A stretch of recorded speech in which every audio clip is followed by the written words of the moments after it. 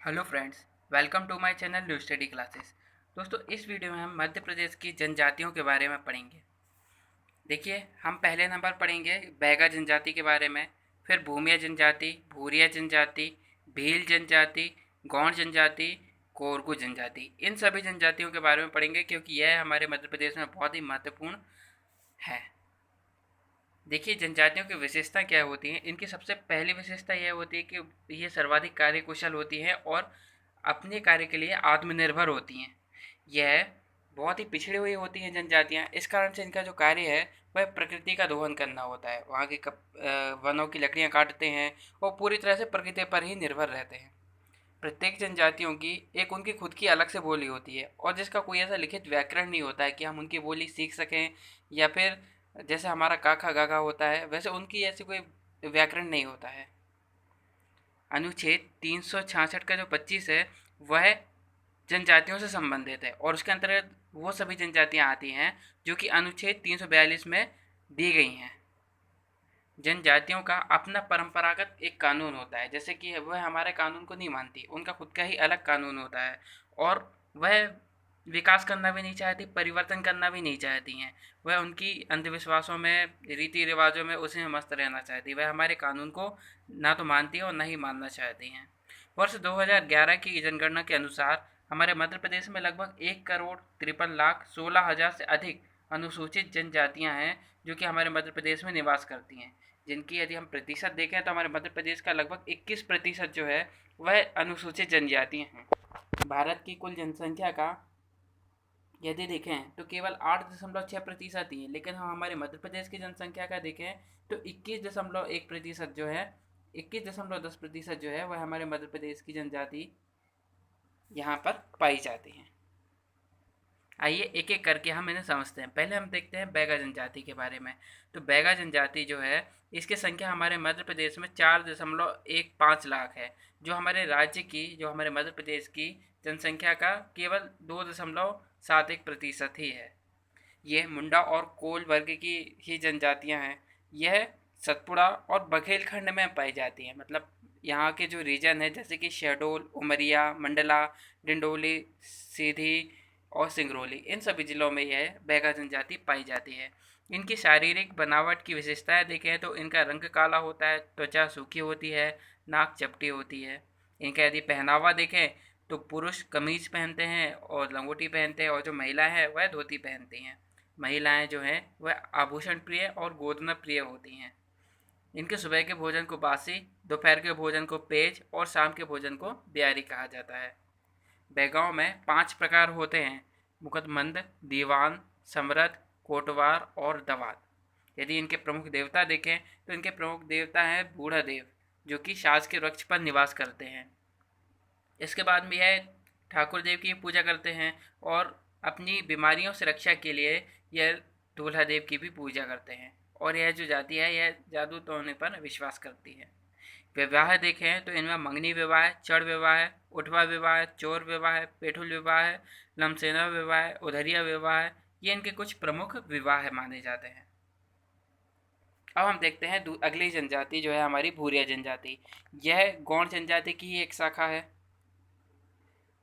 हरिया का शब्द का शाब्दिक अर्थ होता है भार उठाने वाला।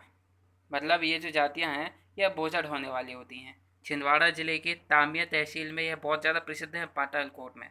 इसके अलावा यह सिवनी, मंडला, इन जिलों में भी अधिकतर पाई जाती हैं।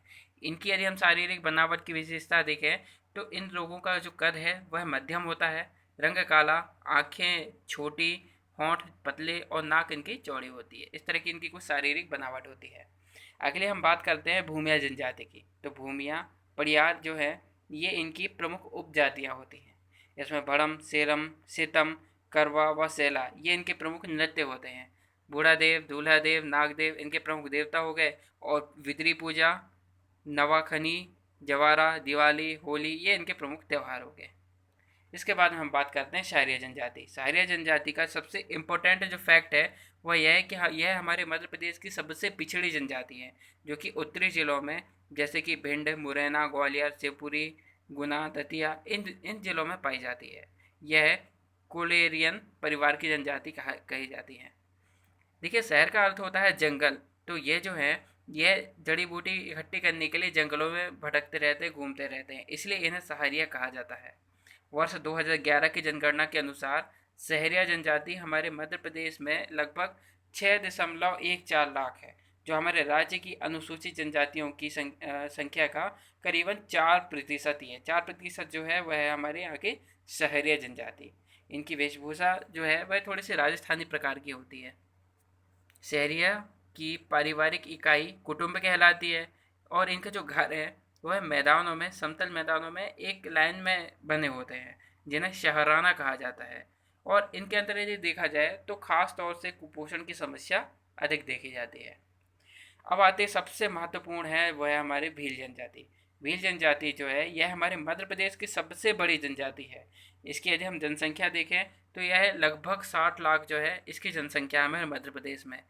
भील शब्द का भील शब्द की जो उत्पत्ति हुई है वह द्रविड़ भाषा के बील से हुई है। बील का अर्थ होता है धनुष, फिर यह बील बील बील कहते कहते हुए यह भील पे आ गई और इसका नाम हो गया भील जनजाति। इनकी शारीरिक बनावट देखें तो भीलों का कद नाटा, रंग गेहुआ, नाक चपटी और चेहरा चौड़ा। इनके जो बाल हैं वह घुंघराले होते हैं। शरीर इनका छोटा होता है, पतला होता है, लेकिन अच्छा होता है, सुगठित होता है। भीलों के घर एक दूसरे से बहुत अनिश्चित दूरी पर बंधे होते हैं, जिन्हें फाल्या कहा जाता है। इनके गांव को पाल तथा इनकी जो खेती करते हैं वह चिमाता कहलाती है। इनके यदि हम प्रमुख विवाह देखें तो भीलों का प्रमुख विवाह भगोरिया होता है। यह इनका बहुत ही इंटरेस्टिंग विवाह है, जो कि फागुन माह में झाबुआ जिले में मनाया जाता है। इसके सिवा इसमें वधु मूल्य प्रथा सर्वाधिक प्रचलन है। इसके अलावा परीक्षा विवाह प्रथा, गोल गधेड़ों की प्रथा भी इसमें प्रचलन है। इनके प्रमुख देवता राजपंथा हैं तथा और हमारे जो हिंदू जितने भी देवी देवता होते हैं उन सभी को ये मानते, सभी की पूजा करते हैं। भीली, भगोरिया, बड़वा, घूमर, गोरी ये इनके प्रमुख नृत्य हैं। बरेला, भिलाला, कोटवार तथा पुजारू ये इनकी कुछ उप जनजातियाँ हैं। अब हम बात करते हैं अगली महत्वपूर्ण जनजाति है, जो कि है गौड़ जनजाति। गौड़ जनजाति हमारे मध्य प्रदेश की एक प्रमुख आदिम जनजाति है, जिसका संबंध प्राक द्रविड़ समूह से माना जाता है। यह जो गौड़ जनजाति है यह हमारे भारत की सबसे बड़ी जनजाति, जो भील जनजाति थी वह हमारे मध्य प्रदेश की सबसे बड़ी जनजाति है, और जो गौड़ जनजाति है यह हमारे भारत की सबसे बड़ी जनजाति है। गौड़ जनजाति मध्य प्रदेश के सभी जिलों में पाई जाती है, लेकिन जो इसके नर्मदा और विंध्य के जो क्षेत्र है, जो रीजन है, इन जगहों पर यह थोड़ी सी अधिक पाई जाती है। गौड़ शब्द का शाब्दिक अर्थ होता है पर्वतवासी मनुष्य, और इनकी जो जीविका है वह कृषि, मजदूरी यह सब करके ये अपनी जीविका चलाते हैं। शैला, कर्मा, बड़ोनी, गिरधा, श्वा ये इनके प्रमुख नृत्य हैं। यदि इनकी जो कुछ उप जनजातियों की बात की जाए तो जो लोहे का काम करने वाले गौड़ होते हैं उन्हें अगारिया कहा जाता है। जो मुखिया होते हैं उन्हें प्रधान कहा जाता है, और जो झाड़ फूक करने वाले गौड़ होते हैं उन्हें ओझा कहा जाता है, और नृत्य करने वाले को भूतिस कहा जाता है। ये इनकी कुछ प्रमुख उप जनजातियाँ हैं। इनकी शारीरिक बनावट यदि हम देखें तो गौड़ जनजाति के लोगों का रंग काला, सिर गोल और चेहरे जो है उसमें थोड़े कम बाल होते हैं। इनका परिवार पितृसत्तात्मक होता है।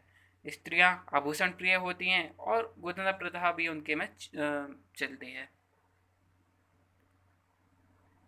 वर्ष 2011 की जनगणना के अनुसार हमारे मध्य प्रदेश की जनसंख्या का यह जो जनजाति है इसकी जनसंख्या कितनी है, लगभग 50.93 लाख है। मतलब कह सकते हैं कि 51 लाख जो है वह इन जनजातियों की जनसंख्या है। सर्वाधिक यदि देखा जाए तो ये छिंदवाड़ा में पाई जाती है, वहाँ पर इनकी जनसंख्या लगभग 6.2 लाख है। इनमें यदि विवाह देखा है तो विवाह गौड़ों में पलायन विवाह को लमझना कहा जाता है, वधु मूल्य प्रथा को दूधबंध कहते हैं, सेवा विवाह को लामनाई कहा जाता है, मामा बुआ के बच्चों में जो संबंध होता है उसे दूध लौटावा प्रथा कहा जाता है, और यह इनके में सर्वश्रेष्ठ विवाह माना जाता है। प्रमुख देवता देखें तो दूल्हा देव, बूढ़ा देव, सूर्य देव, नारायण देव ये इनके प्रमुख देवता हैं। अब आते हैं हम लास्ट कोरकू जनजाति पर।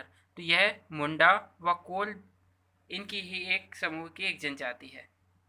मध्य प्रदेश में कोरकू जनजाति की कुल जनसंख्या लगभग 7.31 लाख है, मतलब 7.25 साढ़े 7 लाख के करीब जो है यह हमारे मध्य प्रदेश में कोरकू जनजाति की जनसंख्या है। सतपुड़ा के मध्य भाग में कोरकू जनजाति अधिकांश पाई जाती है, जिनमें छिंदवाड़ा, बैतूल, होशंगाबाद, हरदा, खंडवा इन सब जिलों में यह पाई जाती है। कोरकू जनजाति में 2 वर्ग होते हैं, राज कोरकू और पठारिया। इनकी शारीरिक बनावट यदि देखी जाए तो इन जनजातियों का रंग काला, नाक चपटी, होंठ मोटे और चेहरा जो है वह गोल होता है। लगभग इन सभी जनजातियों की लगभग लगभग एक जैसी ही बनावट होती है। कोरकू समाज टोटम प्रथा पर आधारित है। इसमें मृत्यु के बाद में गाड़ने की परंपरा है और इसमें सिडोली प्रथा भी पाई जाती है। कोरकू लोगों के घर जो हैं वह दुर्गम क्षेत्रों में होते हैं, लेकिन ऐसी जगहों पर बने होते हैं जहाँ का प्राकृतिक सौंदर्य बहुत अच्छा होता है। मतलब यह प्रकृति प्रेमी होते हैं, बहुत प्राकृतिक सौंदर्य इन्हें बहुत अच्छा लगता है। यह समूह में रहते हैं और अपना गांव बसाना अधिक पसंद करते हैं। इनका विवाह देखें तो इनमें घर दामान, लमचना, राजी बाजी प्रथा, तलाक, विधवा विवाह यह इनके प्रमुख विवाह हैं। और यदि इनके त्यौहार देखें तो देव दशहरा, माघ दशहरा, जिरोती, आखा तीज और मेघनाथ पूजन ये इनके प्रमुख त्यौहार हैं। देखिए, जितनी भी हमारे मध्य प्रदेश की महत्वपूर्ण जनजातियाँ थीं उन सभी को हमने पढ़ लिया। अब हम जो हमारे मध्य प्रदेश की प्रमुख बोलियाँ हैं उनको देखते हैं। पहली है उसमें से ब्रज भाषा। यह जो है यह खड़ी बोली हिंदी ही है, जो कि हमारे भिंड, मुरैना, ग्वालियर इन उत्तरी क्षेत्रों में पाई जाती है, बोली जाती है। ब्रज भाषा में सूरदास, मीरा, रसखान इन कवियों ने अपना साहित्य रचा है। अब हम बात करते हैं भीली बोली की। तो यह जो बोली है यह मध्य प्रदेश के रतलाम, झाबुआ, खरगोन, अलीराजपुर इन जिलों में रहने वाले भील जनजाति के लोगों के द्वारा बोली जाती है। अब यदि हम कोरकू बोली की बात करें तो यह कोरकू लोगों के द्वारा बोली जाती है, और यह जो है होशंगाबाद, छिंदवाड़ा, खरगोन इन सब जिलों में जो भी कोरकू जनजाति के लोग रहते हैं उनके द्वारा यह बोली जाती है। यह बोली में लोकगीतों और लोक कथाओं का थोड़ा थोड़ा करके इसमें साहित्य रचा गया है। अब आती है लास्ट है गौड़ी बोली। तो यह जो बोली है यह मध्य प्रदेश की छिंदवाड़ा, सिवनी, बालाघाट, मंडला, डिंडोरी, होशंगाबाद इन जिलों में रहने वाले गौड़ जनजाति द्वारा बोली जाती है। आइए अब जो कुछ प्रमुख बोलियां हैं उनको देखते हैं कि वह कौन कौन से क्षेत्र में बोली जाती हैं। जैसे कि बुंदेलखंड, तो यह पूरे बुंदेलखंड के क्षेत्र में बोली जाती है। उसके अंतर्गत अशोकनगर, दतिया, गुना, शिवपुरी, मुरैना, सागर, छतरपुर, दमोह, पन्ना, विदिशा, रायसेन, होशंगाबाद, नरसिंहपुर, सिवनी, छिंदवाड़ा, बालाघाट आदि इतने जो क्षेत्र हैं इन सभी में बोली जाती है हमारी बुंदेलखंडी भाषा। इसके बाद में यदि हम निवाड़ी देखिए जो बुंदेलखंडी है यह लगभग उत्तरी पूर्वी जिलों में बोली जाती है, लेकिन जो निमाड़ी है यह पश्चिमी जिलों में बोली जाती है, जैसे कि बुरहानपुर, खंडवा, खरगोन, देवास, बड़वानी, झाबुआ, इंदौर इन सभी जिलों में बोली जाती है। इसके बाद में आती है बघेलखंडी। तो बघेलखंडी रीवा, सतना, शहडोल, उमरिया इन क्षेत्रों में बोली जाती है। मालवी जो बोली है यह सीहोर, नीमच, रतलाम, शाजापुर, मंदसौर, झाबुआ, उज्जैन, देवास इन जिलों में बोली जाती है।